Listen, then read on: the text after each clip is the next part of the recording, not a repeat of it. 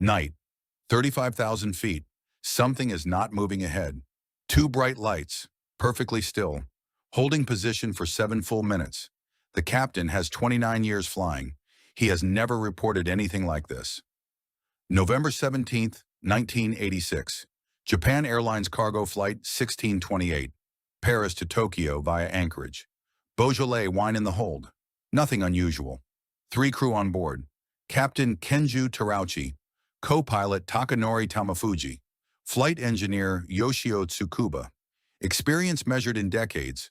Nobody new in this cockpit tonight. 5:09 p.m. local time. Northeastern Alaska. Cruising altitude 35,000 feet. Everything nominal. Then Terauchi notices lights ahead moving in tight formation. His first thought is military jets. That makes sense over Alaska. But then they stop cold, sitting right in front of the aircraft at altitude. 1 minute passes. 2. 5. The lights never drift and never blink. Something is actively holding them in perfect position right outside the cockpit. Terauchi radios Anchorage Center. Describes what he sees. The controller checks his scope and pauses. There is something on radar. Same location. Same time. This is where it stops being one pilot seeing things. Anchorage has an unknown return. The radar confirms what Terauchi sees. 2 systems, 1 target. But here is what nobody can explain. If these were aircraft, why no radio response? No identification? And why won't they clear the path? Terauchi realizes something. These objects are not just sitting there. They are aware of the aircraft. They are actively responding to every single move. In his FAA statement, Terauchi describes 2 objects side by side, 2,000 feet ahead, each roughly the size of a 747, amber and green lights pulsing in a rhythmic pattern, not random, not flickering, deliberate. Terauchi says he feels heat through the actual windshield glass. The cockpit fills with light from straight ahead. The co-pilot confirms he sees it too. 2 witnesses now, not just one pilot alone at night. After 7 minutes, the objects reposition, sliding from directly ahead to the left side. Smooth and controlled. No turbulence, no sonic boom. Just moved. The crew keeps flying. What else do you do at 35,000 feet over Alaska? Maintain heading, report it, keep the plane up. Controller Carl Henley watches his scope. The return tracks the JAL flight. He will later tell investigators. The contact was real, not a glitch. Then the smaller lights vanish. Terauchi looks forward. Nothing. Left side, nothing. The flight engineer's words make the entire crew look behind them now. Behind them, something massive, dark and walnut-shaped. Terauchi calls it 2 connected ships, larger than a 747, following them in complete silence. Terauchi requests a course change. Anchorage approves. The 747 turns. The object right behind them mirrors it exactly, immediately, every single time. 20 minutes, 30, 40, the object stays. It mirrors every crew maneuver. Not drifting, tracking. Every experienced pilot knows exactly what that difference means. Anchorage asks a United Airlines flight nearby to look for the object. The crew scans the sky. Nothing visible. The object has already moved position. 50 minutes total. You don't shadow a cargo jet for 50 minutes by accident. Not a flare, not a balloon, not just a planet. Henley later confirms to investigators, an unknown return appeared where Terauchi described. Not the captain's word alone. An independent, documented radar record from that night. Terauchi requests a military intercept. He asks the U.S. Air Force for help over American airspace. No response at all. No jets. No explanation given. The flight lands in Anchorage. Terauchi files his report expecting standard procedure. Instead, the FAA launches a formal federal investigation into the incident within days. The case goes to John Callahan, FAA Division Chief of Investigations. He handles crashes. Now he is opening the JAL 1628 file. Callahan reviews radar data, voice recordings, and crew statements. 3 independent sources. The timeline matches across all 3. No contradictions anywhere in the record. Then Callahan gets a call.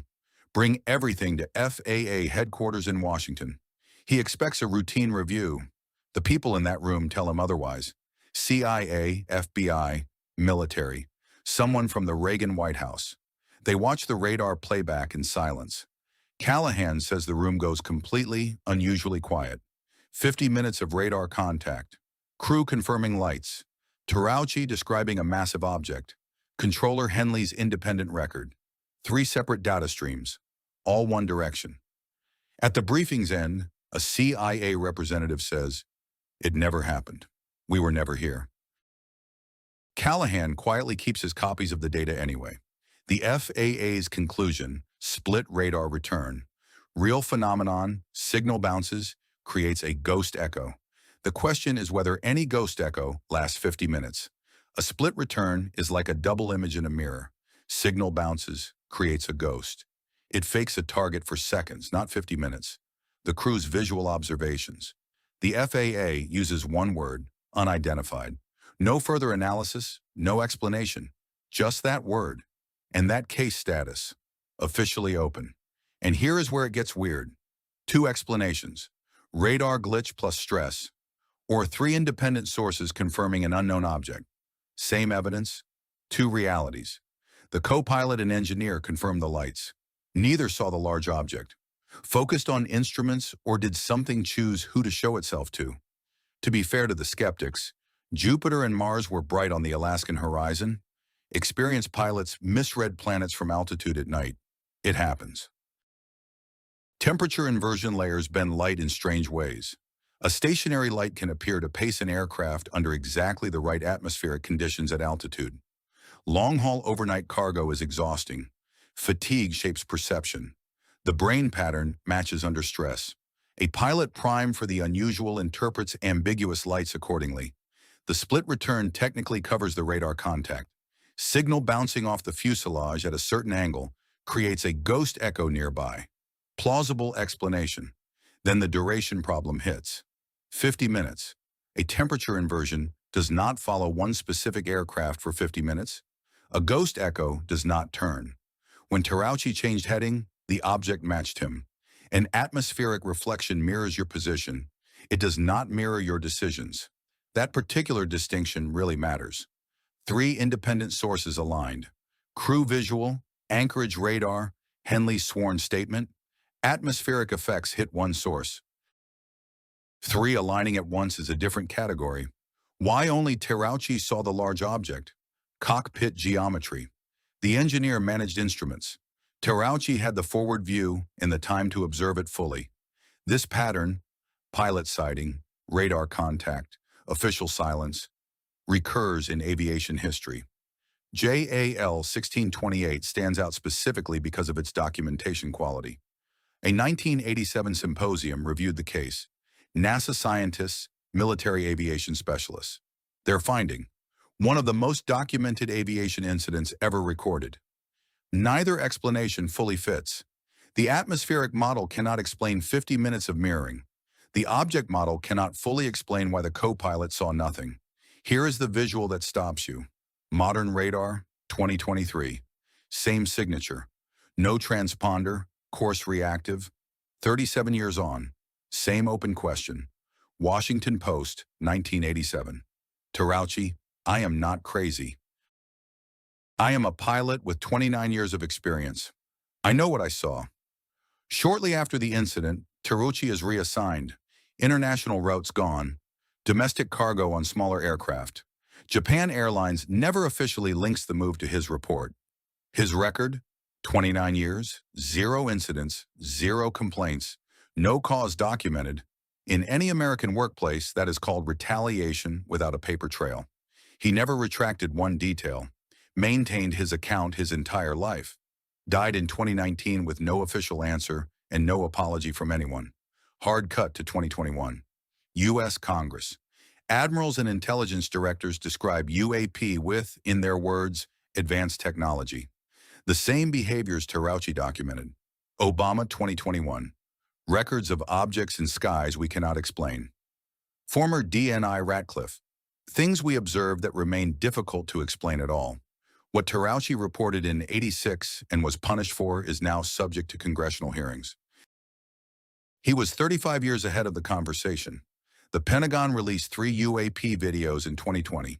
The tic-tac, no propulsion, instant acceleration. Navy pilots describing exactly what Terauchi described. Identical profile, DoD report, 2021, 144 UAP incidents. One explained, 143, not a rounding error, not a coincidence. The JAL 1628 file, status not closed. Date opened, November 1986. No resolution, no determination. Officially still open, still unexplained. What if the real anomaly is not the sighting itself? What if it is what followed?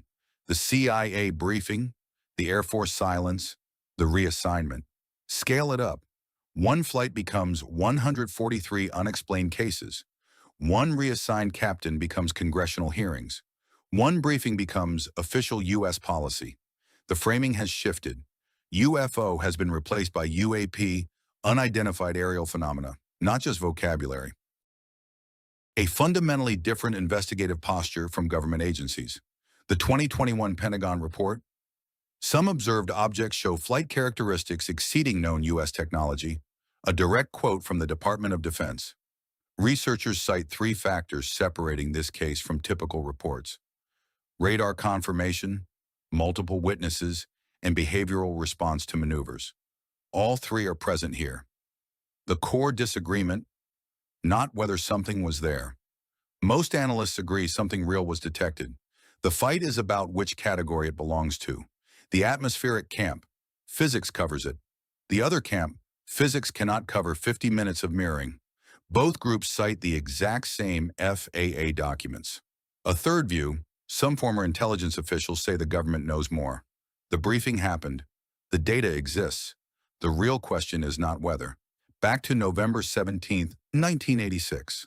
50 minutes of contact, radar confirmed, CIA in the room. Data gone. Captain reassigned, never officially resolved. Then the object disappears. No gradual fade, no departure path. One moment it is there, massive, dark, trailing. The next moment the sky is empty. Kenju Terauchi, 29 years of flying, 0 incidents, 1 report, reassigned without cause, unchanged account, died in 2019, no answer ever came. Somewhere over Alaska, something shadowed a cargo jet for 50 minutes. Radar tracked it. A 30-year veteran staked his career on it. Never explained. The radar track ends. The recordings go quiet. The file, stamped unidentified. The radar data survives because Callahan chose not to let it disappear. What was following JAL 1628 that night? A radar glitch changing course on command? A classified program the Air Force refused to intercept? This case stays open. We follow the questions, not the easy answers. What do you think was out there? Drop it below. Like and subscribe.